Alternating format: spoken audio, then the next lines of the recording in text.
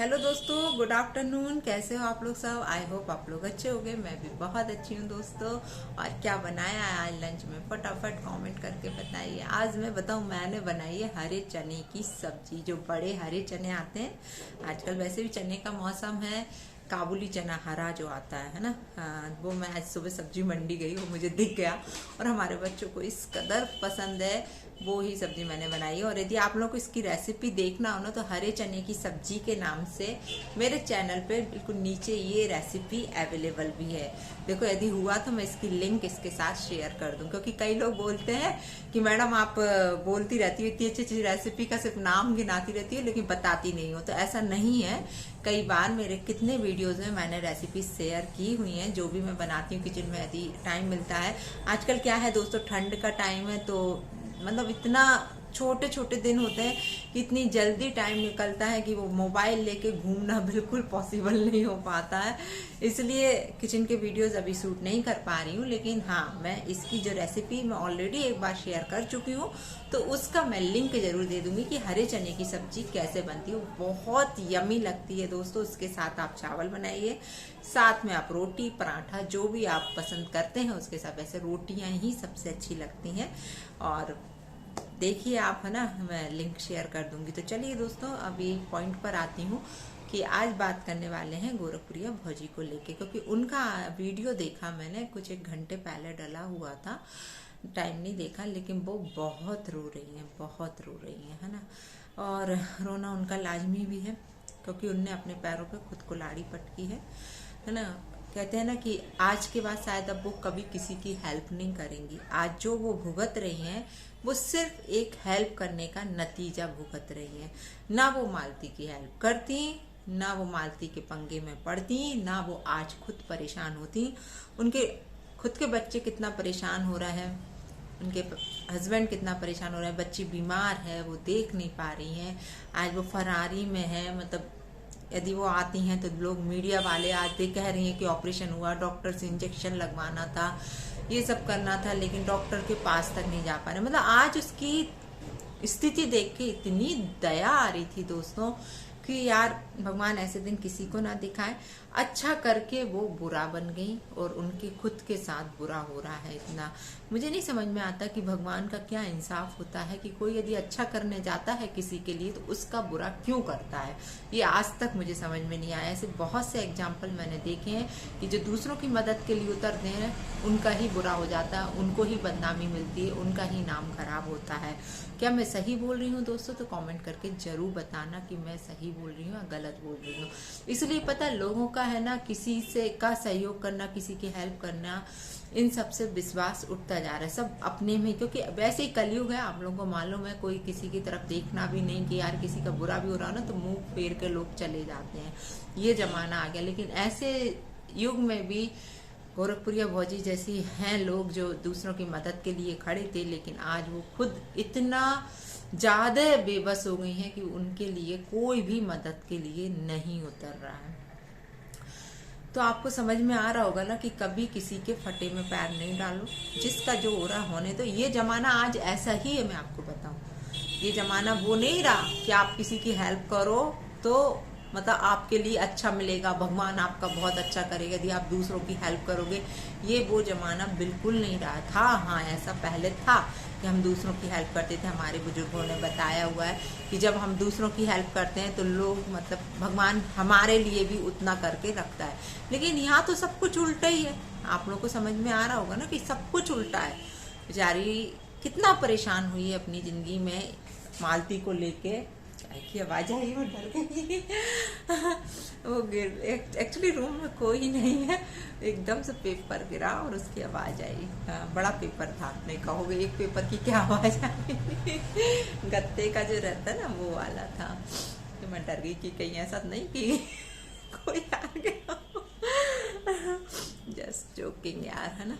तो वही बोल रही हूँ मैं कि आज के बाद प्रण ले लो, कभी किसी की हेल्प इस तरीके से नहीं करना। हाँ ठीक है, छोटा मोटा बात एक अलग होता है, लेकिन किसी का जैसे केस है, किसी कोई मर्डर हो गया या कोई मर गया कोई, उनके बीच में कभी मत पड़ो, मैं कह रही कभी नहीं। इसलिए तो कहते हैं जब रोड पे भी एक्सीडेंट होते हैं ना तो लोग मुंह फेर के निकल जाते हैं, क्योंकि सबको मालूम है कि अभी, क्योंकि इंडिया का जो कानून है ना बहुत ही बेकार है। मैं आपको बताऊं, लोग बोलते हैं अच्छा, लेकिन मैं इसको बिल्कुल भी अच्छा नहीं मानती हूँ, क्योंकि यहाँ पे उल्टा पुलिस फिर सामने वालों को परेशान करती है। ऐसा नहीं कि अपन लोग मदद करना नहीं चाहते, बिल्कुल चाहते हैं दिल से, लेकिन इन सब प्रपंचों में कोई पढ़ना नहीं चाहता, जो बार बार बुलाना, बार बार लोगों को टारगेट करना कि अरे तुमने देखा हो, तुमने ऐसा किया होगा, तुमने वैसा किया होगा। मतलब लोग सामने वाले को फंसा देते हैं जो सामने मदद करने आता है। ये इंडिया का कानून है। और पुलिस यहाँ की तो आप लोग को जानते ही हो बहुत अच्छे से कि कितनी बुरी तरीके से परेशान करती है सामने वाले को। इसलिए कोशिश करो कि ऐसी चीजों में ना पड़ो।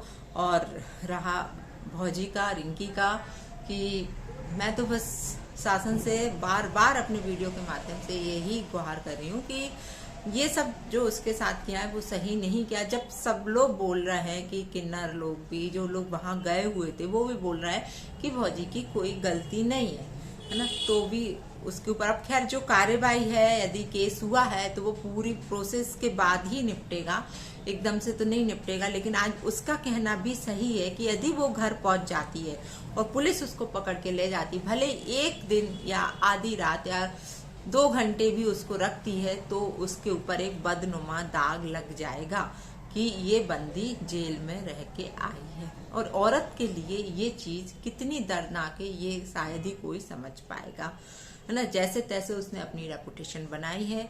और यदि वो ऐसे, क्योंकि कई लोग बोल रहे हैं वीडियो बना बना के कि आप सरेंडर कर दो, आप चले जाओ, आप पुलिस के सामने सरेंडर कर दो, पर पुलिस ऐसा तो है नहीं है कि सरेंडर करेगी तो तुरंत बस थोड़ा लिखा पढ़ी करके छोड़ देगी कि जाओ तुम, है ना।